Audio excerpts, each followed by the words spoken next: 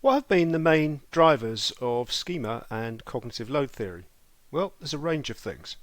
First of all, there's been a rapid development of what we call evidence-led approaches. In other words, education scientists, particularly people like John Hattie and Rob Coe, have been finding better and better ways to measure the effects of doing different types of things in pedagogy to find out which things are more effective than other things. Secondly, whether we like them or not, the PISA tests organised by the OECD have been quite influential. These are the tests which are given to a range of students randomly around the world, broadly speaking in year 10 in the UK year groups, every couple of years, and the performance of some countries has been, shall we say, disappointing. So that's driven a certain political drive to improve pedagogy, to find out what's going on in the countries with the higher scores. And as I say, it's quite controversial. There's also a need to boost what's called cultural literacy, as promoted by E.D. Hirsch and others, to help improve comprehension. Then there's the whole notion of developing what we call powerful disciplinary knowledge, promoted by people such as Michael Young. Also, there has been a reaction to what there were a lot of what we call poorly evidenced educational fads and myths mainly during the period of the early 2000s to the early 2010s, and that's been rejected to some extent because people just found they were ineffective. So people were seeking evidence-led approaches.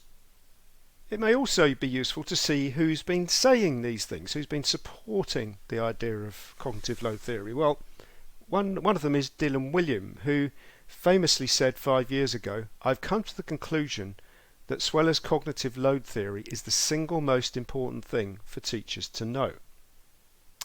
Another well-known researcher, Daniel Moyes, in Amsterdam University, and he was formerly head of research at Ofsted in England, said that it's one of the best supported frameworks or theoretical frameworks in education.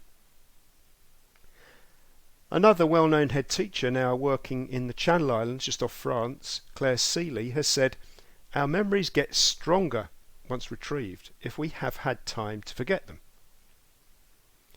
So one of the approaches I would suggest using, and I'd certainly do this in my lessons increasingly, is that when you're doing any kind of retrieval practice, you can metacognitively describe it to the students as interrupting their forgetting, because this is what makes the memory stronger. It's all right, we all forget things, but if you interrupt that forgetting process, it's much more likely to end up in your long-term memory. A recent major study which has influenced our thinking is the Great Teaching Toolkit Evidence Review by the Evidence-Based Education Organisation, which incorporated research from several countries. It's led by Professor Rob Coe, and one of the things he's keen to emphasise is embedding the learning, getting the learning to stick.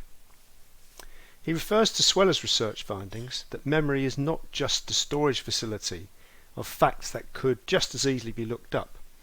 The schemas that we use to organise knowledge and memory are the very things we use to think with and to connect new learning to knowledge or schemas that are required for future learning that must be secure and readily retrievable. In other words, it goes back to the idea that cognitive load theory is not just about filling up the brain with information. It has to find its way into our long-term memory in such a way that builds strong links to other bits of information in schemas. So Coe emphasises the way to manage forgetting. Forgetting is normal, but can be slowed or prevented by periodic revisiting and review. In other words, retrieval.